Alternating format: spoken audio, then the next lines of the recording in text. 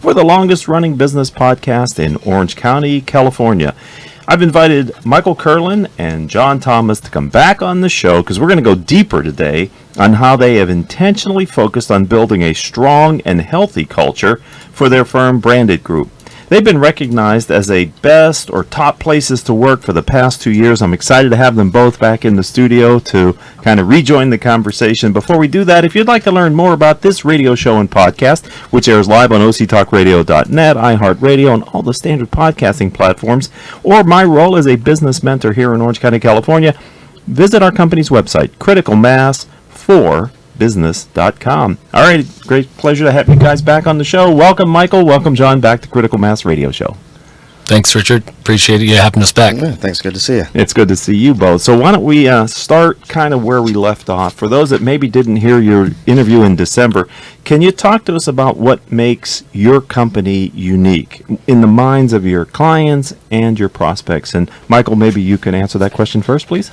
So we're a full-service nationwide maintenance and facilities management company. What that means is we get a ticket from one of our retail clients and go in and manage the process of fixing, whether it be a door frame or a toilet or lighting, and we put a management fee on top of that to make sure the process runs well. What differentiates us is the people and the training that we have in place at Branded Group. There's about 1,000 companies just like ours in the country that all do pretty much the same thing around the same price, so they don't do it as well as we do it, though. Okay, and how does the market know that? Is that through having the experience of working with you one time? They see it's a differentiated experience, but how does a client recognize the difference of Branded Group? I think it's over time of working with us, they get to become part of a family, a partnership or relationship. They're working with the same people in our office over and over again, so our retention rate is at 96%. So we don't lose a lot of our employees unless we don't want them to be working there anymore. Sure. And so over time, you're on the same team. If you're, let's say, Apple, you're calling in, you're putting in tickets for doors across the country. You're dealing with Teresa every single day, and she's able to help you, gets to know your pets' names, your kids' names, whatever. So there's a comfortability with that. And when you two, with your other business partner, decided to start Branded Group and do it the way you've chosen to do it, did you realize this would be a differentiated offering in the niche that you're in? Absolutely. Okay.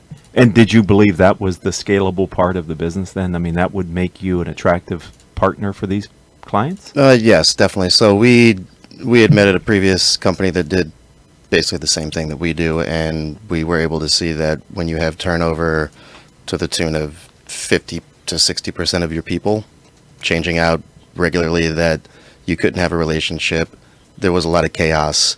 There was no consistency with the product deliverable, which to us is the person communicating and quarterbacking a job. Mm-hmm. So when that person sits in the seat for a long time and builds that relationship, then they get comfortable with the client. They can work through problems faster, and you don't have to spend all of your time retraining, and reinventing the wheel for someone. They can just make a career out of it.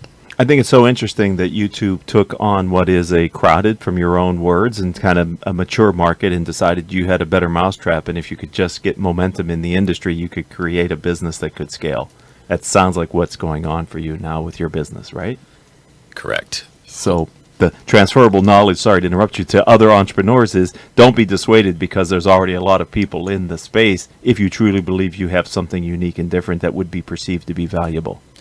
Correct. If we have the ability to disrupt or be better, then that's the way to do it. When we had an idea that we could be better at what we saw from the old place, it wasn't just turnover, but that was one of the highest things on our list, was keeping our employees happy, as well as our vendors, and we've been able to execute that over the last 6 years. And if you would like to learn more and kind of along these lines from these two entrepreneurs, I would ask you, if you're listening to us live, to go into the archives. They were back in early December. You both were on the show. If you're listening to us a podcast, just scroll down through your feed and you'll find probably 8 or 9 episodes ago. These two gentlemen were on the show, and I was very curious because I love to have companies that are both growing, because I got you from the Inc. 5000 list, but then also best places or top workplaces. That combination of those two are really interesting to me, and I think they leverage one another. So I wanted you both to come back so we could talk a little bit more about what you do to be intentional about the culture that you've built. So before I go into a specific question, from a 30,000 foot level, you two plus your other founder, did you come into this with a sense of what the culture for Branded Group should be, or has that evolved through kind of trial and error and sort of building the company and seeing what you needed? So is the culture that you've built now the culture that you thought when you started the company, or has it kind of evolved as you've hired people and understood what it takes to grow the company? Is that a fair question? It's a fair question. It's a Mike question for sure, but I would like to jump in first and say that Mike evolved it. It wasn't supposed to start that way. We knew we wanted it to be better and the fundamentals of how we run jobs and how we treat people, but he kind of took it to a whole different level with really dialing into the culture of the entire organization, and then transferring that he had in his heart to the company and really representing what he wanted to get done. And then we've kind of built a lot of things around that. So he kind of changed it entirely pretty early on, I think. So how did you do that? Well, after year one, we turned a profit, which was unexpected, but very nice. Yes. A small one, but $20. Yeah. But I was going home at night, and like I said before, we were fixing doors for retailers to make people's shopping experiences a little bit better, but we really had no intrinsic value on the world that we were leaving. So I decided I wanted to leave a higher mark, and I started working with one of my dear friends that helps us with our public relations, and we developed the 1-for-1 program, which was every service call that we completed for the first 6 years, we donated a minute of time to a local charity, which we've done Habitat for Humanity in Orange County and Habitat for Humanity in Suffolk County, New York, where we have offices. Also the Second Harvest Food Pantry, among others. And so the reason that that happened was so that I could feel better about what I was doing as a company, leaving a mark on this earth. And I've now transferred that over to our 80 plus employees, and you should see how excited. I had a guy come in my office yesterday and tell me how awesome it was that he was on the build site in Fullerton over the weekend. His dad was upset that he didn't invite him along to go with him. And it's just, they're all excited about being out there swinging hammers and giving something back. Well, that's awesome. So we're going to continue this conversation about what you're doing in this area. But before we get there, for the more ROI-driven entrepreneurs that might listen to Critical Mass Radio Show and podcast, I'm just wondering, are there metrics or indicators that you as the leadership team kind of monitor or look at to determine the impact that these initiatives are having on your culture and your company? Well, Mike mentioned it first. The main one is retention. With 96%, now on 80 plus people, it's easy to see you're saving money somehow. A lot of people have tried to peg a dollar amount of what it costs to actually turn someone over, and I've heard ranges of numbers. Someone told me it's $50,000, and it's so deeper reaching than that. Right. I couldn't put anything on it because it's specific to, for anybody else, I couldn't put a number on it because it's specific to that business. For us, it's far beyond that because they touch thousands of jobs a year. They're having thousands of conversations with hundreds and hundreds of different people. And so when you look at all the touch points that they have and how that monetizes over a year, if you have to start from scratch for someone to redo all of that and hit all those touch points and go through all those jobs, that's far beyond $50,000. So there's really no baseline. It's just you have to figure it out for your own business. Right. And what you said earlier, Mike, which is having your clients have a relationship with the advisor who's on the phone, that seems to require a certain amount of retention. Absolutely. Because if you didn't retain them, that whole premise of your business model would be challenged, right? Yes, and that comfortability. If I'm a facilities manager for a retailer and I know that John is my facilities coordinator and we've been working together for 10 years, I'm going to trust him and send him work to know he's going to get it done, even though I may have options to send to other companies similar to ours. So Right. Yeah, we all have competition.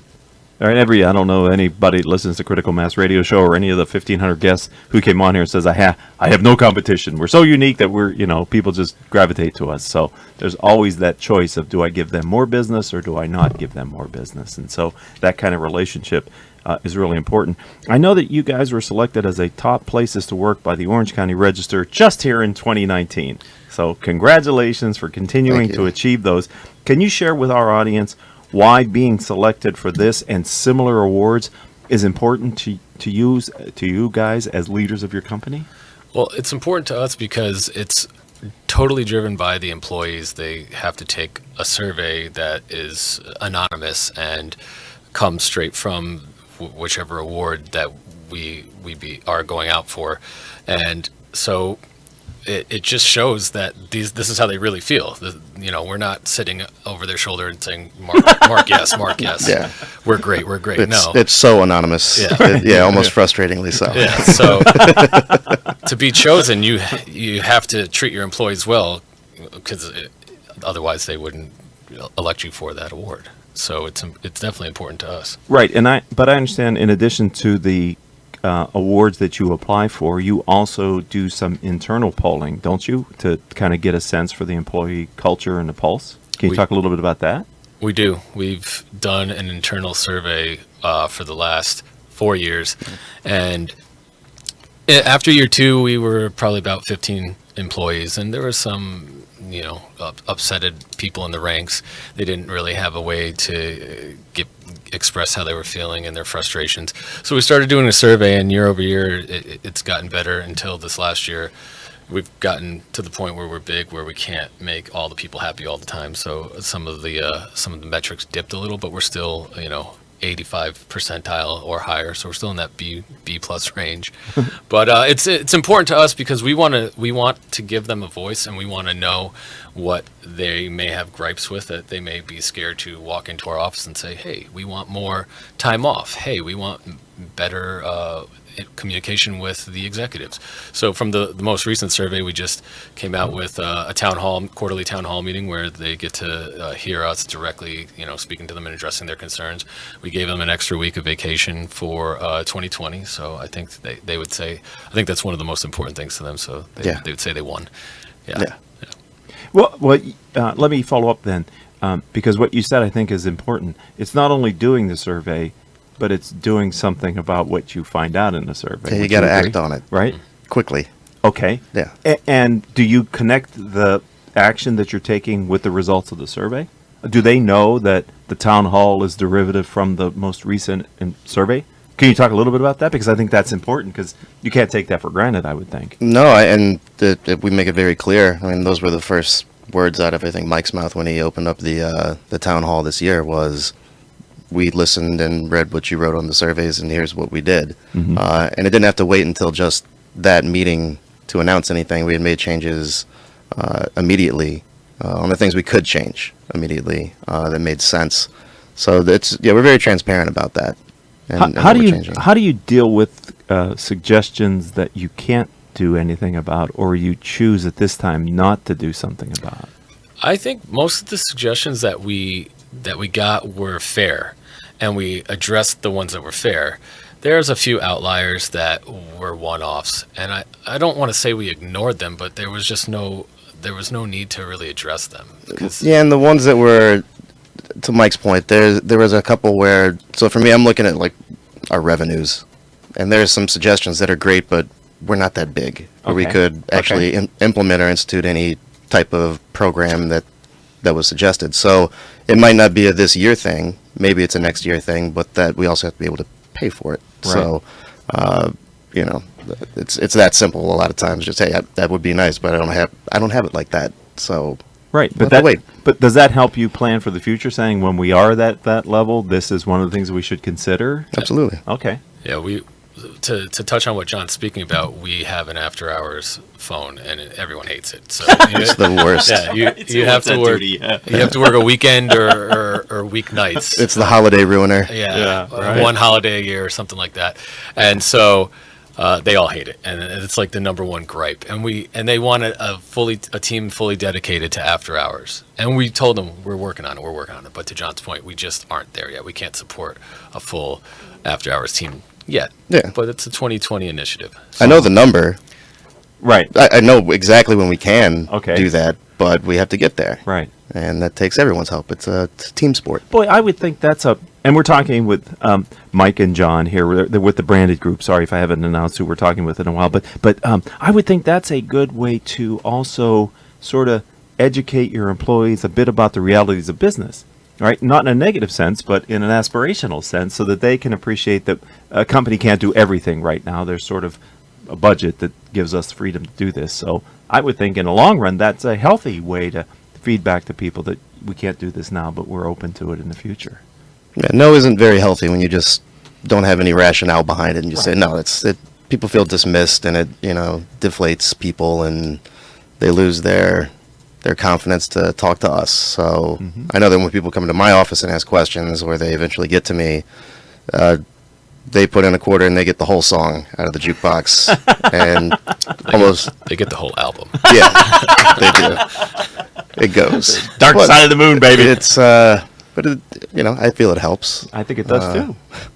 Maybe it makes them uncomfortable after a while. My experience is if an employee can come in, and you guys are big enough at 80 where not everybody works for you, right? There are people that work for people who work for you now, so you're kind of one or two levels removed from some of your people. But if they can have a good conversation with you where they feel like they've left a positive impact on what you're thinking, that's probably something they talk about at the kitchen table at home at that night.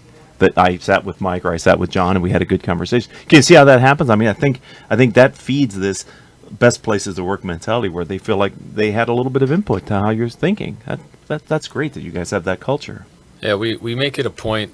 John's always got his door open. He manages a lot more people than I do, but I make it a point to sit in the lunch area and pick random tables to talk to people. How's your day? How's your weekend? Keep it light and Right. let them know I'm a normal guy too.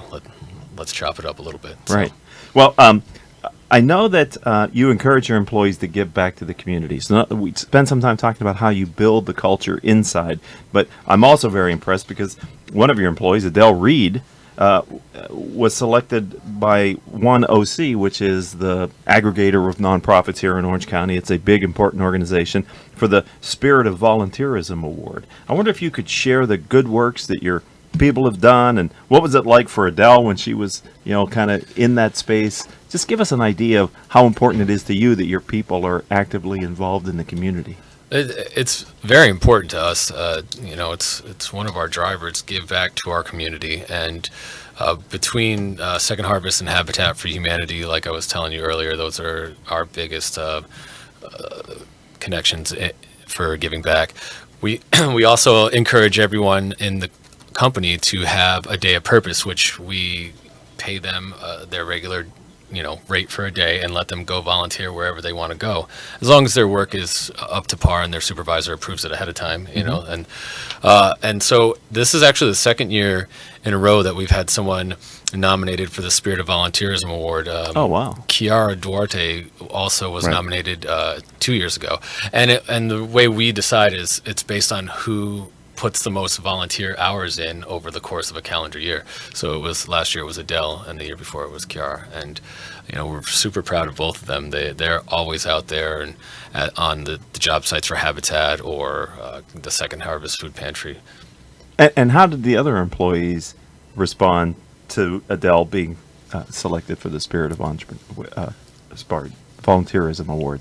They all rally around. They're all happy, excited. It's part of our culture. We developed the Be Better Award as well, and so part of getting the Be Better Award is you have to do 16 hours of community service. With 8 of it has to be with Habitat, and then the other 8 is wherever you'd like it to be. And so most of the company has decided to get on board with the Be Better Award, and they're all. I mean, the community service is always the one that takes the longest, but it takes a while. So they all rally around and they're excited when someone gets that award. Right. I think this is great. I'm glad we were able to mention Adele here on the air. Give her congratulations from Critical Mass Radio Show and Podcast as well. Adele. you're going to come back on the show. This is your second appearance. We're going to have you back in a couple, I don't know, whatever, 1 year, 2 years, something. What are we going to talk about on the show then? Where will the company be, let's say, 2 years down the line? So where we're going to be is still focusing on our fundamentals. So this year is a big year of undoing a lot of things we've already done to accommodate scale. Okay. So what we've seen over the past year is we wrote a lot of policy, like a lot of policy, because that should fix everything. But no, you wind up getting all these loopholes in policy. So we are dialing back on a lot of policy, and we're focusing on keystone habits and fundamentals of what it takes to be a professional. Okay. And in 2 years, we'll see, I hope, similar retention numbers, but we want the professionals to be in the seat, the same ones, and hopefully new ones that are learning from their peers and their veterans. I'll also say, I hope in 2 years we have an after-hours team. I committed that earlier. Yeah, we've got some numbers to hit, but okay, fingers crossed. Right. Well, there you go. We can all make it happen. They're going to cannibalize me if I don't hit that. We're rowing in the same direction, ladies and gentlemen. If someone, but before I ask you how someone can find Branded Group online, it's come to my attention, Michael, that you're going to be doing your own podcast here in a not too distant future. Is that rumor true? That rumor is true. Okay. Are you excited? I'm super excited. I hope that everyone can deal with this voice on a regular basis on the radio. That's awesome. So, yeah, it's going to be called the Be Better podcast. The Be Better podcast. So is this the first public mention of this? It is, and you guys caught me off guard. So I got a scoop here on Critical Mass Radio Show and Podcast, baby. You broke the show. I broke it. I broke news. Just like the police. Yeah, perfect. I have a history of breaking things in a positive way. Okay, how does someone learn more about your firm? How do they find you online, guys? www.branded, not Brandon, branded-group.com. LinkedIn is Branded Group, Facebook Branded Group, Twitter @The Branded Group, and Instagram is @Be Better Team. Well, there you go. Thank you for being so generous of your time and coming back and sharing a little bit more about Branded Group. I've really enjoyed getting to know you both and wish you nothing but continued success in your professional careers. Thank you for the time you've given to our audience. Thank you. Thank you very much. You're welcome. I'd like to thank our engineer for today, Mr. Paul Roberts, as well as our three producers. Very important role to have producers, without whom I could not do this show. They are, of course, Joan Park, Crystal Nunley, our newest producer, Vanessa Holland. If you'd like to connect with me, let's start on LinkedIn. I'm Richard Franzi, Franzi. And until our next show, I hope all of your business decisions will move your company in a positive direction.